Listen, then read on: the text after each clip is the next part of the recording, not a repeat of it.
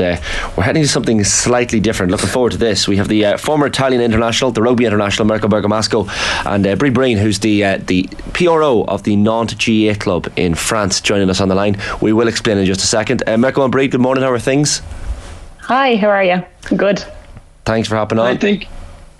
Thanks very much for taking the call. Mirco, explain to us what's going on here. So we all remember your career with Italy and many battles with Ireland in the Six Nations over the years, but you've turned your attention to Gaelic games and the world of GAA now. Yeah, it was great. I was during an interview in the radio in Nantes, and I met the president of GAA Nantes club, and we talked together. And the connection was very, very fast. And he said me, won't you try to come to play Gaelic Gaelic soccer? I said, yeah, I can.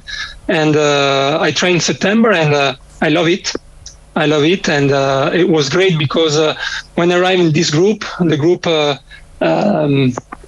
it was very funny. It was very available with me, with very patient because when you don't know to play, you didn't know to play, is important that the guys around you is very patient. And I wanted to find something that different from rugby, and but with a little bit of contact, but in the same time not too much.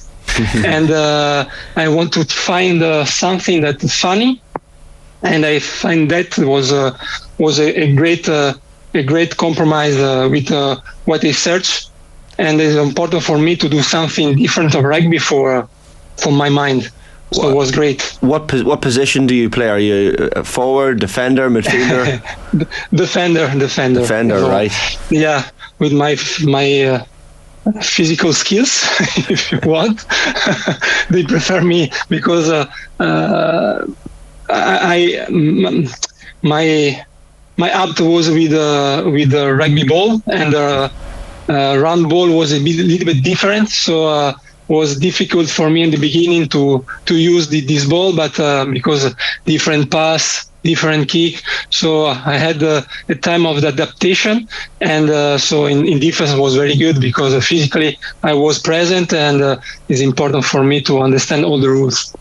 Bríd, how did this all materialise for you? How do you end up as the PRO of the Nantes GAA club? I'm sure it's not something you ever expected to be tasked with, I suppose. No, I actually came over about 8 years ago, and initially was just supposed to stay for eight months. So I've been here 8 years, and I actually joined back in 2016. Just joined the Gaelic football team because I was kind of missing a little bit of that camaraderie and having teammates and having something to do kind of outside of just going for a run on my own. So yeah, and I avoided it also just because I was like, I need to improve my French. I'm going to only see Irish people on this team. I won't speak any French. And then I was like, look, I'll go.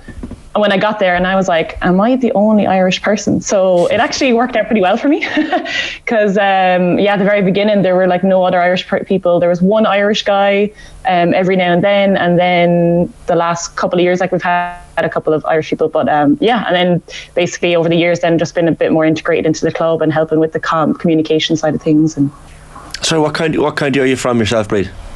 I'm from Wexford. Oh, right. So obviously the football side of Wexford as opposed to the hurling side. Or a bit of both.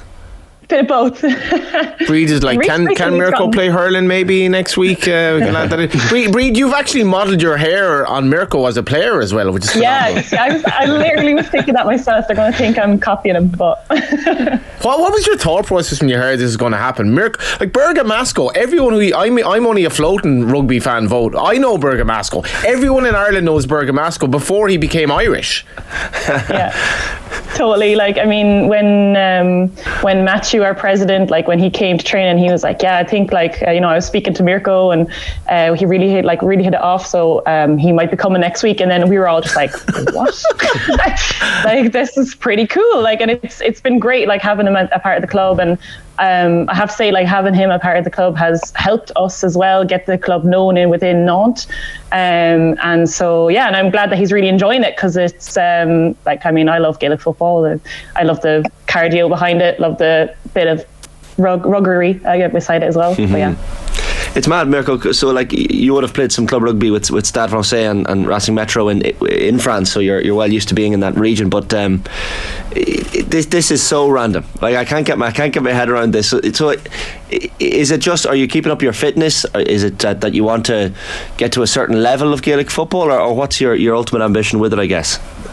No, I like to find or to try the other sports, and there was a case that I find the President Matthew during a radio interview, and I want to try that. I want to try and enjoy that, and enjoy when I did my first training. It was amazing, and yeah, sure, I'm 40 years old, so I need to stay fit because I'm coach. So when you are coach, you have to show your player that you are fit too. And when you ask to your player to stay fit, to stay focused on the rugby, on his skills, on all the things you answer to the player.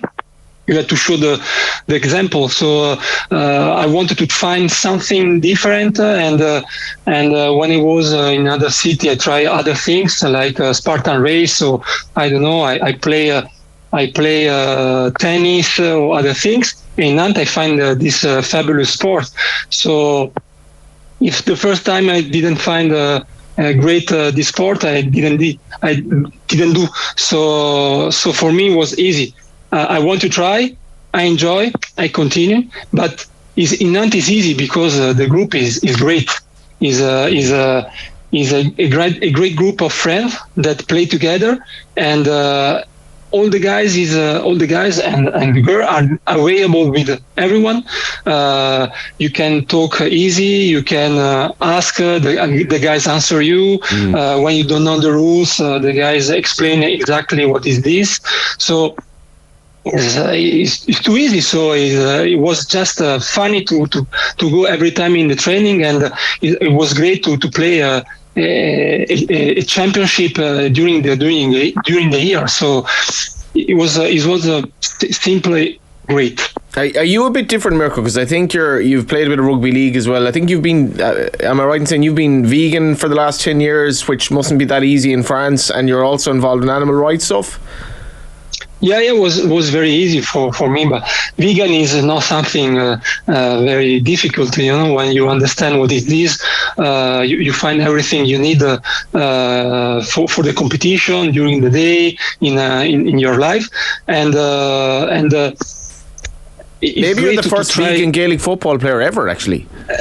I don't think so because there are many sport guys is vegan. Sometimes you don't know because they don't say, but you have a lot of guys in the team in Nantes. You have a lot of vegetarian, so it's not far, and so it's great. And when I saw that I think you have 10 people in the team, boys and girls. You have 10 guys that are vegetarian. Wow. So I think if you ask in Ireland to ask some player, I'm sure they are vegan or vegetarian. Mirco, presumably, like you were a strong place kicker in rugby throughout your career. So I'm guessing the kicking in Gaelic football maybe has come a little bit okay for you. But which skills do you find particularly difficult, like the solo or the fist pass, or? But the pass, because sometimes I pass like in rugby, but I use one hand hold the ball and the other give the kick with the hand. But sometimes I do the same pass of rugby, but I use his hand that kick the ball. But the referee thinks that they do a rugby pass, so they whistle me and say, no, you can't do that. But I say that I use that hand. They say, no, it's okay. So sometimes the referee whistle me, so it was difficult to do a different. Give us an impression of your hand pass there. Show us how you hand pass. Yeah. But normally, I hold the ball with the desk and kick on that. That's fine. And perfect. Yeah, I know, but sometimes Irish referees say me, no, you pass like a rugby pass. Okay, that I understand. I try to do a different pass. No, I'm joking, but was great. The kicking was little bit difficult because when you use no round ball but something different, my power when I was a rugby player was kick the post, so the ball was on the ground and kick the ball, so it was easy. But when my body was in the movement, is a little bit different for me. So not in rugby is the same. Was the same. I was not very good in the kicking the movement. So in Gaelic football, I had some difficult on that. In the beginning, after in the end of the season was much better. Well, you'll get used to it, no doubt. Bríd, so before we let you guys go, the Nantes GAA club founded in 2006. I know you guys would take part in European games. I think there is a tournament as well upcoming in July in Owenbeg and Derry. So, do you guys partake in all these tournaments across the continent, or how does it work? Yeah, so basically within France there are 2 championships. So we have the Brittany championships, and then we have the French championships. And then there's also, so Nantes, we participate within the Brittany championship and then also the French championship. Because it's slightly different between men and women, because the men's teams, there's a lot more men's teams across France. So they have a lot more matches, a bit more of similar to in Ireland in the fact that they have, one match day, and they play just away in a home game. Whereas with women's, because there's not as many teams and it's still in development, we do more so a day per month, a tournament. So we play all day long, 9 to 6, have about 4, 5, 6 matches in the day. And so we've been, every year we have those championships. And then we also, literally 2 weeks ago, the club in Nantes, we actually had our French championship finals take place in Nantes. So that was a big feat for the club because, we were welcoming 500 players plus supporters from all over France.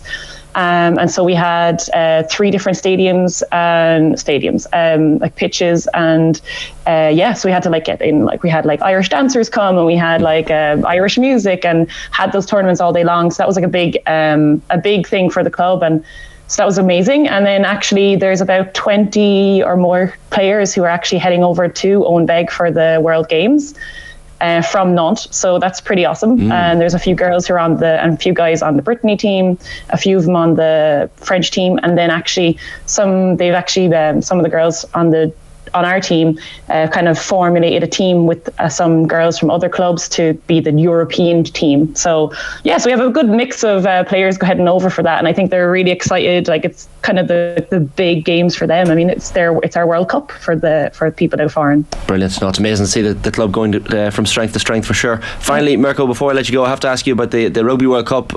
Disappointing 6 Nations for Italy, but a tough group as well awaits: New Zealand, France, Uruguay, Namibia. How do you think the Italians will fare at the Rugby World Cup?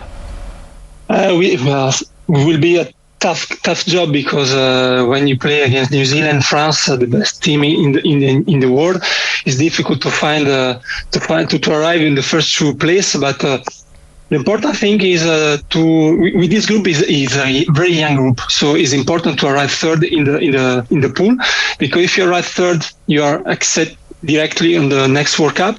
And I think with this group, you need 4 years more to prepare the next, because they are young and they are very talented, and they need much time for find a good connection.